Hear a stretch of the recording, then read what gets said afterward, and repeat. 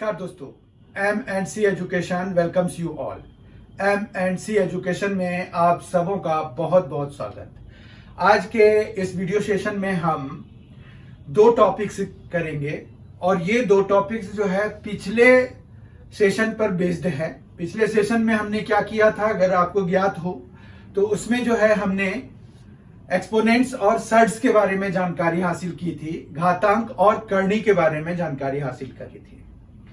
आज का जो ये दो टॉपिक्स हैं वो उन्हीं चीजों पे बेस्ड है, घातांक और करनी पर बेस्ड है और ज्यादातर करनी पर बेस्ड है, करनी सर्ड्स पर बेस्ड है, क्योंकि हम जो है आज के क्लास में सीखेंगे करणियों की तुलना।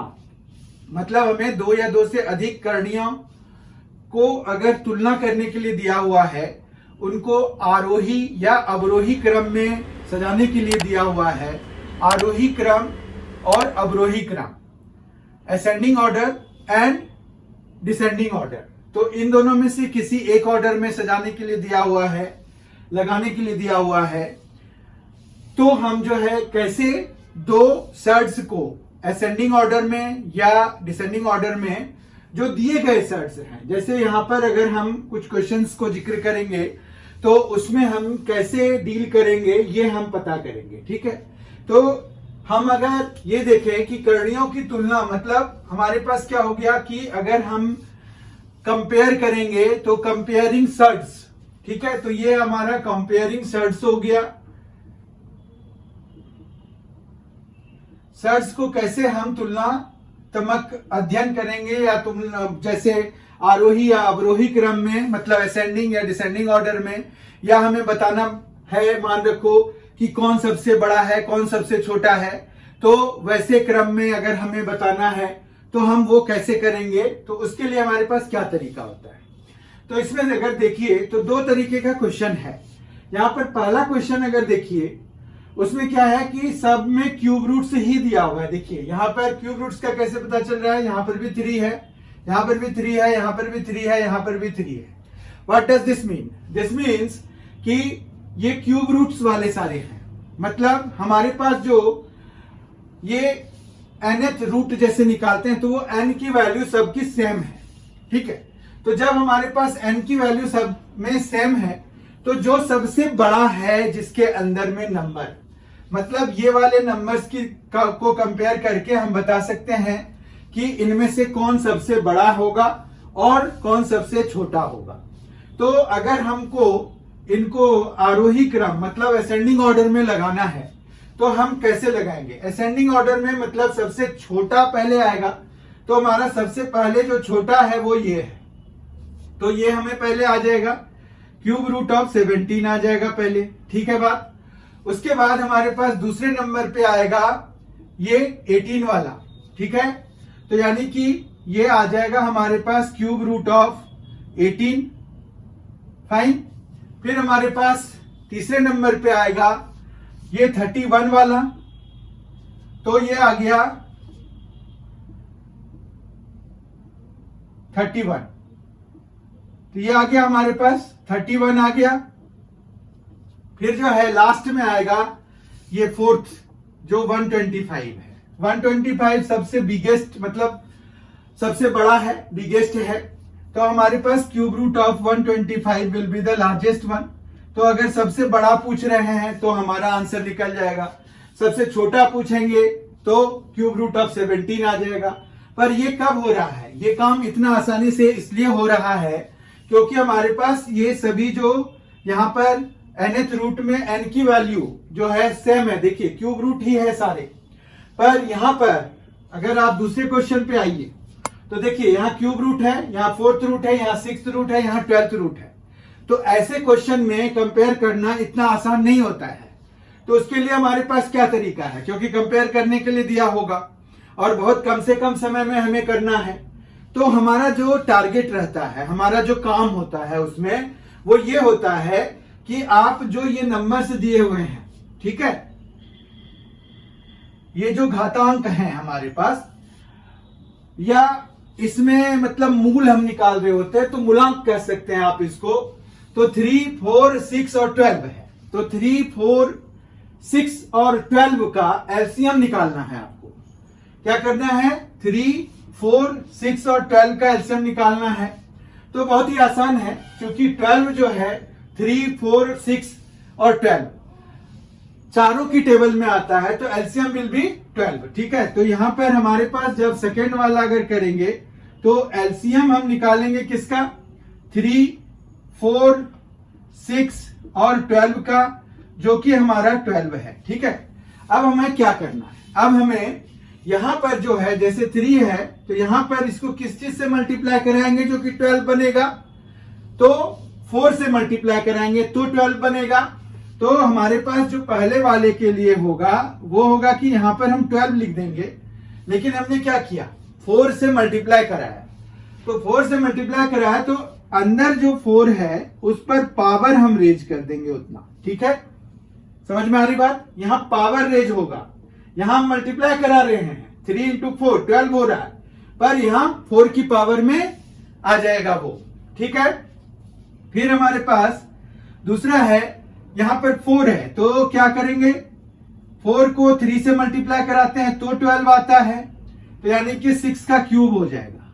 ठीक है, उसके बाद 6 है यहां पर, तो 2 से मल्टीप्लाई कराने से 12 बनेगा, तो यहां पर 12 लिखेंगे, लेकिन यहां पर क्या होगा? 2 से मल्टीप्लाई कराने से हुआ है ना, तो स्क्वायर हो जाएगा।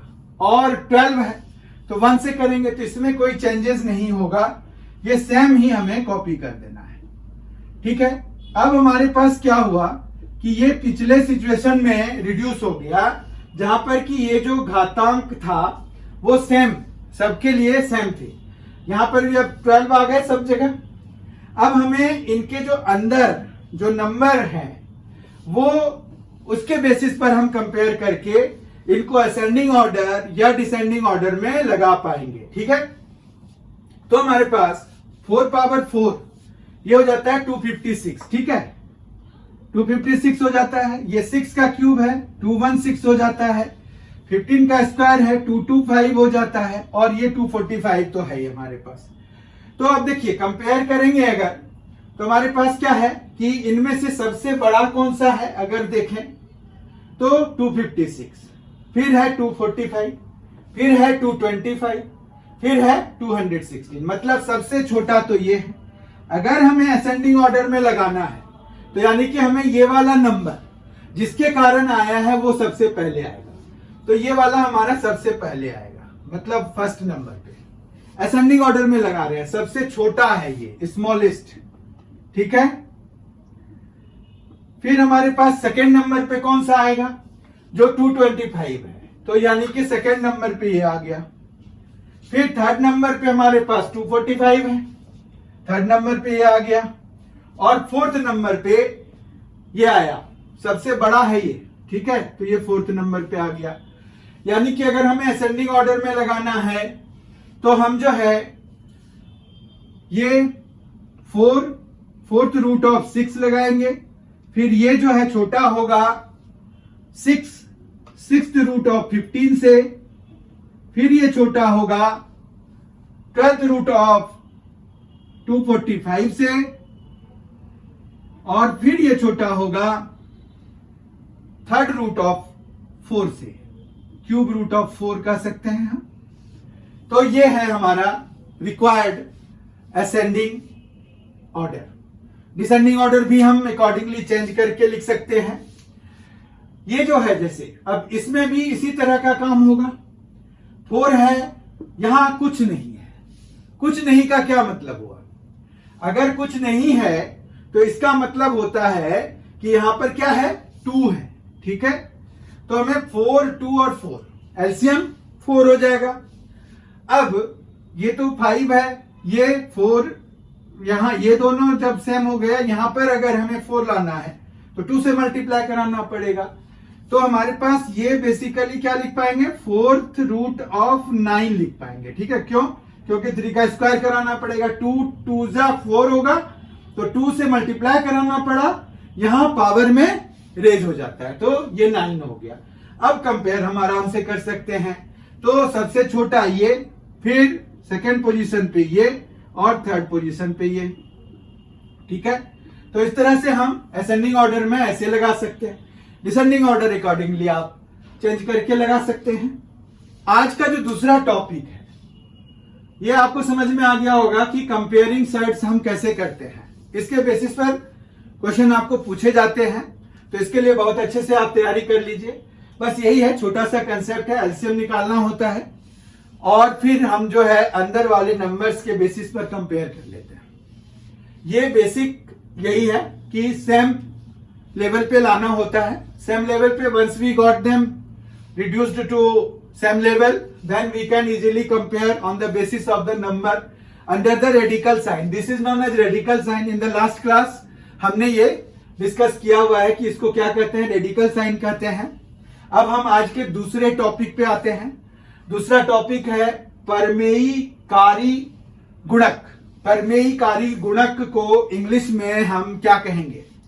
इंग्लिश में हम कहते हैं इसको रेशनलाइजिंग फैक्टर। क्या कहते हैं? Rationalising factor.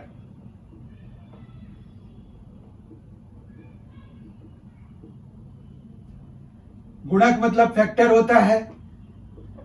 अब रेशनलाइजिंग फैक्टर क्या होता है? तो ये जो है हमें यहां पर किस चीज से मल्टीप्लाई कराना है जिससे कि जो डिनोमिनेटर है वो रैशनल में चेंज हो जाए। 2 माइनस रूट 3 है, क्या ये रैशनल है? तो ये रैशनल नहीं है, क्योंकि हमें पता है कि सम या डिफरेंस मतलब योग या अंतर किसी भी रैशनल नंबर और इरेशनल नंबर का हमेशा एक इरेशनल नंबर होता है। यहां पर 2 एक रैशनल नंबर है, रूट 3 एक इरेशनल नंबर है। इन दोनों का जो अंतर है, डिफरेंस है, वो हमारा इरेशनल नंबर होगा। तो हम इरेशनल नंबर से रैशनल नंबर में जब चेंज करेंगे तो वो जो हम गुना करेंगे, जिससे मल्टीप्लाई कराएंगे, जिसको कि हम मल्टीप्लाई कराएंगे, जो फैक्टर होगा वो क्या होना चाहिए? तो वो होता है हमारे पास संयुग्मी। संयुग्मी होता है इस वाले का 2 माइनस रूट 3 है जैसे, तो संयुग्मी यानी कि कॉन्जुगेट। कॉन्जुगेट से हम मल्टीप्लाई कराते हैं। कॉन्जुगेट निकालने के लिए हम क्या करते हैं? तो यहां पर जो बीच का साइन है उसको हमें चेंज करना पड़ता है, तो वो हम चेंज कर देते हैं। यानी कि माइनस है यहां पर, तो we will change it to plus and it will become this one. ठीक है। अब अगर आप देखेंगे तो आप मल्टीप्लाई करेंगे जब 2 माइनस रूट 3 और 2 प्लस रूट 3 को, तो आप जो है a minus b into a plus b वाला फॉर्मूला लगा सकते हैं यहां पर, और एज अ रिजल्ट आपको क्या मिलेगा? ए स्क्वायर माइनस बी स्क्वायर, यानी कि 4 ए स्क्वायर इज 4, 2 स्क्वायर मतलब 4 माइनस रूट 3 स्क्वायर, तो 3, 4 माइनस 3 तो 1। अब देखिए ये 1 बन गया। इन दोनों का प्रोडक्ट जो है हमें क्या मिल जाएगा? 1 मिल जाएगा डिनोमिनेटर में। ऊपर जो भी है वो मल्टीप्लाई हो जाएगा, तो 5 2 10 हो जाएगा, प्लस 5 रूट 3 आ जाएगा। ठीक है। तो यानी कि 1 तो आप नीचे लिखिए या ना लिखिए, मतलब आपका रेशनलाइज हो गया, डिनोमिनेटर रेशनलाइज हो गया। And in the similar way आप 3 माइनस रूट 2 को भी रेशनलाइज कर सकते हैं by multiplying numerator and denominator both by its conjugate and it will be 3 plus root 2. We know कैसे हम conjugate obtain करते हैं। and in the similar way we will multiply numerator and denominator of the third by root 7 minus root 5 है यहाँ पर denominator में, तो हम इसका conjugate यानी कि root 7 plus root 5 से मल्टीप्लाई कराएंगे। तो यहाँ पर हम ऐसे लिख सकते हैं root 7 plus root 5 और इधर भी रूट 7 प्लस रूट 5। ठीक है।